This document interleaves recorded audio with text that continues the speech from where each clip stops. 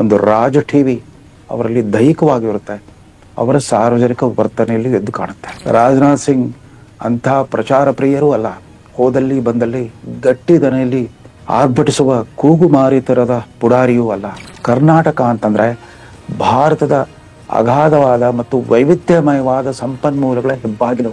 ಕರ್ನಾಟಕ ರಾಜ್ಯ ಕೂಡ ಒಂದು ಅಭಿವೃದ್ಧಿಶೀಲ ರಾಜ್ಯವಾಗಿ ಸಾಗಬದ್ದಿದೆ.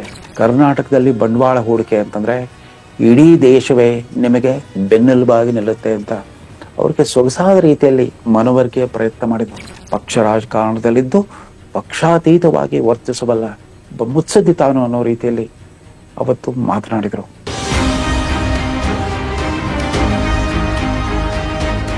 ಹೊಸದಗಂತ ಡಿಜಿಟಲ್ ಸುದ್ದಿವಾಹಿನಿಯ ರೇಷ್ಮೆ ರಾಜನೀತಿ ಇವತ್ತಿನ ದೈನಂದಿನ ಸುದ್ದಿ ವಿಮರ್ಶಾ ಕಾರ್ಯಕ್ರಮದಲ್ಲಿ ರಾಜನಾಥ್ ಸಿಂಗ್ ಬೋಧಿಸಿದ ರಾಜಧರ್ಮ, ಅದು ಬೋಧಿಸಿದ ರಾಜಧರ್ಮ ಮಾತ್ರವಲ್ಲ, ಪ್ರತ್ಯಕ್ಷವಾಗಿ ಪ್ರದರ್ಶಿಸಿದ ರಾಜಧರ್ಮ. ಕಳೆದ ವಾರ ಕರ್ನಾಟಕದ ರಾಜಧಾನಿ ಬೆಂಗಳೂರಿಗೆ 2 ರಾಷ್ಟ್ರೀಯ ಕಾರ್ಯಕ್ರಮಗಳಲ್ಲಿ, ಅಂದರೆ ಅಂತಾರಾಷ್ಟ್ರೀಯ ಮಹತ್ವವುಳ್ಳ 2 ರಾಷ್ಟ್ರೀಯ ಕಾರ್ಯಕ್ರಮಗಳಲ್ಲಿ ಮುಖ್ಯ ಅತಿಥಿಯಾಗಿ ಭಾರತ ಸರ್ಕಾರದ ವತಿಯಿಂದ ಆಗಮಿಸಿದ್ದವರು ರಕ್ಷಣಾ ಸಚಿವ ಮತ್ತು ಭಾರತೀಯ ಜನತಾ ಪಕ್ಷದ ಅತ್ಯಂತ ಹಿರಿಯ ನಾಯಕರಲ್ಲೊಬ್ಬರಾದ ರಾಜನಾಥ್ ಸಿಂಗ್. ರಾಜನಾಥ್ ಸಿಂಗ್ ಭಾಗವಹಿಸಿದ್ದು ಮೊದಲು ಯಲಹಂಕದ ವಾಯುಸೇನಾ ನೆಲೆಯಲ್ಲಿ ನಡೆದ 15ನೇ ಏರ್ ಶೋ ಪ್ರದರ್ಶನದ ಉದ್ಘಾಟನಾ ಸಮಾರಂಭದಲ್ಲಿ. ತದನಂತರ ನಗರದ ಪಂಚತಾರಾ ಹೋಟೆಲ್ ಒಂದರಲ್ಲಿ ಜರುಗಿದ ಇನ್ವೆಸ್ಟ್ ಕರ್ನಾಟಕ ಬಂಡವಾಳ ಹೂಡಿಕೆ ಸಮಾವೇಶ, ಜಾಗತಿಕ ಬಂಡವಾಳ ಹೂಡಿಕೆ ಸಮಾವೇಶದ ಉದ್ಘಾಟನಾ ಸಮಾರಂಭದಲ್ಲಿ. ಇವೆರಡು ಅಧಿಕೃತ ಸಮಾರಂಭಗಳಲ್ಲಿ ಪಾಲ್ಗೊಂಡ ಒಬ್ಬ ಹಿರಿಯ ಕೇಂದ್ರ ಮಂತ್ರಿಯಾಗಿ ರಾಜನಾಥ್ ಸಿಂಗ್ ಪ್ರದರ್ಶಿಸಿದ ನಡೆ, ನುಡಿ, ಮಾತುಗಾರಿಕೆ ಮತ್ತು ಮಾನವೀಯ ಅಂತಃಕರಣದ ದರ್ಶನ ಏನಿತ್ತು, ಅದು ಇವತ್ತಿನ ತಲೆಮಾರಿನ ಬಹುತೇಕ ವೃತ್ತಿವಂತ ರಾಜಕಾರಣಗಳಿಗೆ ಮಾದರಿ ಆಗೋ ಥರ ಇತ್ತು ಅಂದರೆ ಉತ್ಪ್ರೇಕ್ಷೆ ಆಗಲಾರದು.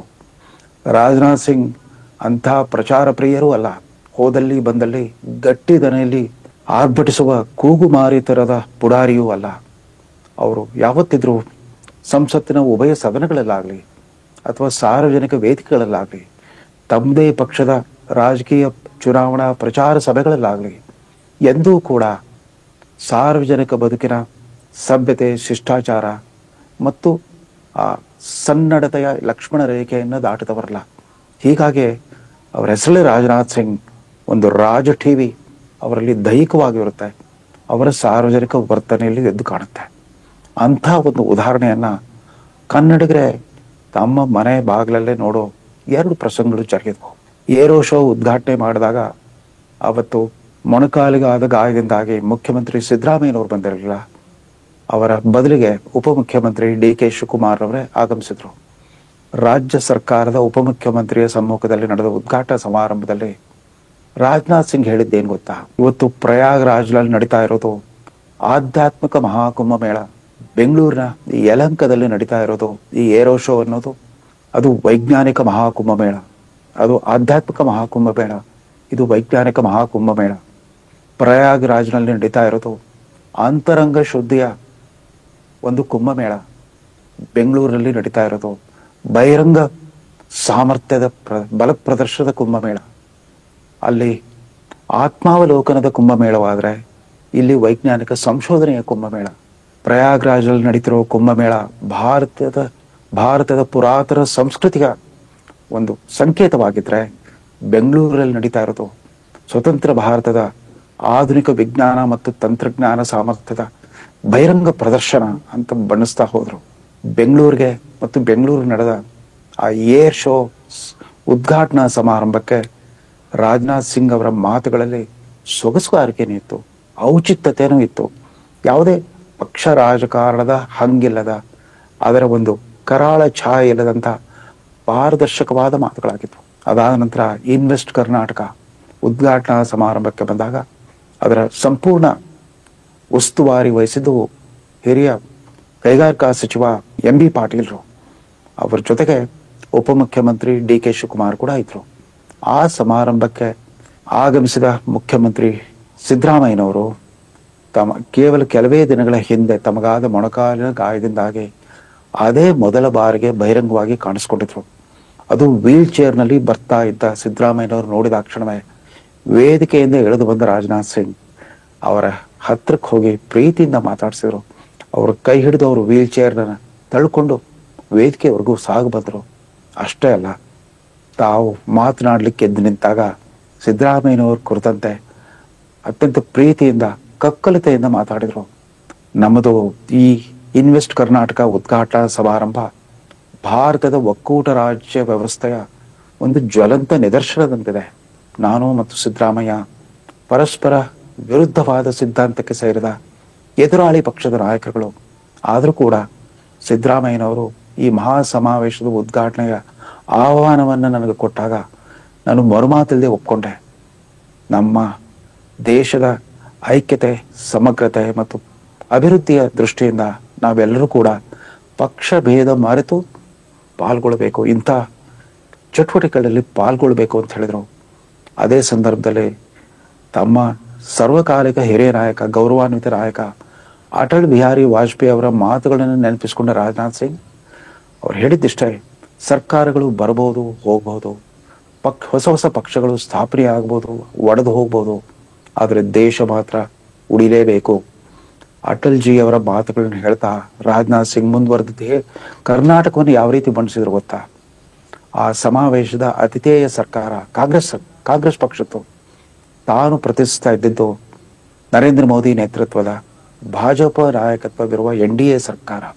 ಆದರೆ ರಾಜನಾಥ್ ಸಿಂಗ್ ಈ ಪಕ್ಷ ಭೇದ ಮರೆತು ಕನ್ನಡ ನಾಡನ್ನು ಯಾವ ರೀತಿ ಬಣ್ಣಿಸಿದ್ರು ಅಂತಂದ್ರೆ, ಆ ಸಮಾವೇಶಕ್ಕೆ ವಿವಿಧ ದೇಶಗಳಿಂದ ಆಗಮಿಸಿದ್ದ ಗಣ್ಯಾತಿಗಣ್ಣ ಉದ್ದಿಮೆದಾರರನ್ನ ಮತ್ತು ವ್ಯಾಪಾರಿಗಳನ್ನ, ಬೃಹತ್ ವ್ಯಾಪಾರಿಗಳನ್ನ ಉದ್ದೇಶ ಅವ್ರು ಹೇಳಿದ ಮಾತಿಷ್ಟು: ಕರ್ನಾಟಕ ಅಂತಂದ್ರೆ ಭಾರತದ ಅಗಾಧವಾದ ಮತ್ತು ವೈವಿಧ್ಯಮಯವಾದ ಸಂಪನ್ಮೂಲಗಳ ಹೆಬ್ಬಾಗಿಲು. It's a gateway of resources of modern India ಅಂತ ಹೇಳಿದ್ರು. ಅಂದ್ರೆ ಕರ್ನಾಟಕ ಅಂತಂದ್ರೆ ಇದು ದೇಶದ ವೈವಿಧ್ಯಮಯ ಸಂಪತ್ತು ಸಂಪನ್ಮೂಲಗಳ ಹೆಬ್ಬಾಗಿಲು.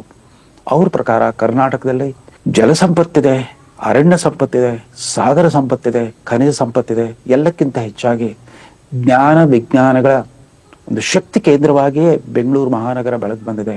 ಕರ್ನಾಟಕ ರಾಜ್ಯ ಕೂಡ ಒಂದು ಅಭಿವೃದ್ಧಿಶೀಲ ರಾಜ್ಯವಾಗಿ ಸಾಗು ಬಂದಿದೆ.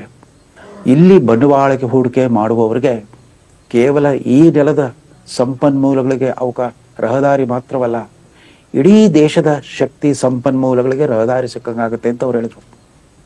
ಅದನ್ನು ಯಾವ ರೀತಿ ವ್ಯಾಖ್ಯಾನ ಮಾಡಿದ್ರು ಅಂತಂದ್ರೆ, ಅಕಸ್ಮಾತ್ ನೀವು ಒಂದು ನಿರ್ದಿಷ್ಟ ಕೈಗಾರಿಕೆಗೋಸ್ಕರ ಕರ್ನಾಟಕ ಸರ್ಕಾರದ ಆಹ್ವಾನವನ್ನ ಮನ್ನಿಸಿ ಇಲ್ಲಿ ಬಂಡವಾಳ ಹೂಡಿಕೆ ಮಾಡಿದ್ರೆ,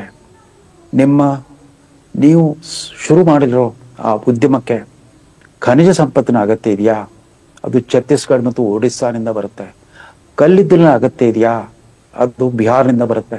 ನಿಮಗೆ ಕುಶಲಕರ್ಮಿಗಳ ಒಂದು ಮಾನವ ಸಂಪನ್ಮೂಲದ ಅಗತ್ಯ ಇದೆಯಾ? ಆಗ ಉತ್ತರ ಪ್ರದೇಶ ಮತ್ತು ಬಿಹಾರದ ಶ್ರಮಜೀವಿ ಕಾರ್ಮಿಕರು ಬರ್ತಾರೆ.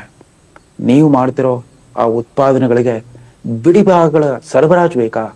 ಕೊಯಂಬತ್ತೂರು ಮತ್ತು ನಾಯ್ಡಾದಿಂದ ಅಂತ ಎಲ್ಲ ಬಿಡಿ ಸಾಮಾನುಗಳು, ಉಪಕರಣಗಳೆಲ್ಲ ಅಲ್ಲಿಂದ ಹರಿದು ಬರುತ್ತೆ. ಈ ರೀತಿಯಾಗಿ ಕರ್ನಾಟಕದಲ್ಲಿ ಬಂಡವಾಳ ಹೂಡಿಕೆ ಅಂತಂದ್ರೆ ಇಡೀ ದೇಶವೇ ನಿಮಗೆ ಬೆನ್ನೆಲುಬಾಗಿ ನಿಲ್ಲುತ್ತೆ ಅಂತ ಅವ್ರಿಗೆ ಸೊಗಸಾದ ರೀತಿಯಲ್ಲಿ ಮನವರಿಕೆಯ ಪ್ರಯತ್ನ ಮಾಡಿದ್ರು. ಸ್ವತಃ ಕರ್ನಾಟಕ ಸರ್ಕಾರದ ಮುಖ್ಯಮಂತ್ರಿಗಳಷ್ಟೇ ತನ್ಮಯತೆಯಿಂದ ಕರ್ನಾಟಕ ರಾಜ್ಯದ ಐತಿಹಾಸಿಕ ಮಹತ್ವ ಮತ್ತು ವರ್ತಮಾನದಲ್ಲಿ ಈ ಕೈಗಾರಿಕಾ ಕ್ಷೇತ್ರದಲ್ಲಿ, ಉದ್ಯಮ ಕ್ಷೇತ್ರದಲ್ಲಿ ಆಧುನಿಕ ವಿಜ್ಞಾನ ತಂತ್ರಜ್ಞಾನದ ಒಂದು ಶಕ್ತಿ ಕೇಂದ್ರವಾಗಿ ಕರ್ನಾಟಕ ಯಾವ ರೀತಿ ಅರಳಿದೆ ಅನ್ನೋದನ್ನ ತಮ್ಮದೇ ಆದ ಸೊಗಸಾದ ಭಾಷೆಯಲ್ಲಿ ವಿವರಿಸೋದ್ರ ಮೂಲಕ ರಾಜನಾಥ್ ಸಿಂಗ್ ಪಕ್ಷ ರಾಜಕಾರಣದಲ್ಲಿದ್ದು ಪಕ್ಷಾತೀತವಾಗಿ ವರ್ತಿಸಬಲ್ಲ ಮುತ್ಸದ್ದಿ ತಾನು ಅನ್ನೋ ರೀತಿಯಲ್ಲಿ ಅವತ್ತು ಮಾತನಾಡಿದ್ದಷ್ಟೇ ಅಲ್ಲ, ಅವ್ರ ವರ್ತನೆಯಲ್ಲಿ ಕೂಡ, ಅವರ ಹಾವಭಾವಗಳಲ್ಲಿ ಕೂಡ ಅದು ಎದ್ದು ಕಾಣಿಸ್ತಾ ಇತ್ತು. ಇದನ್ನು ಯಾತಕ್ಕೆ ವಿಶೇಷವಾಗಿ ಪ್ರಸ್ತಾಪ ಮಾಡಬೇಕಾಗಿದೆ ಅಂತಂದ್ರೆ, ಬರ್ತಾ ಬರ್ತಾ ಬರ್ತಾ ಅದರಲ್ಲೂ ಕರ್ನಾಟಕದಲ್ಲಿ ವಿಶೇಷವಾಗಿ ಈ ನೆಲದ ಭಾಷೆ, ರಾಜಕೀಯ ಭಾಷೆಯಾಗಿ ಕನ್ನಡವನ್ನ ಇವತ್ತಿನ ಬಹುಪಾಲು ವೃತ್ತಿ ರಾಜಕಾರಣಿಗಳು ಕೇವಲ ಪರಸ್ಪರ ನಿಂದನೆ, ಬೈಗಳು, ಲೇವಡಿ, ಗೇಲಿ ಮಾತಿಗೆ ಬಳಸ್ತಾ ಬಂದಿದ್ದಾರೆ.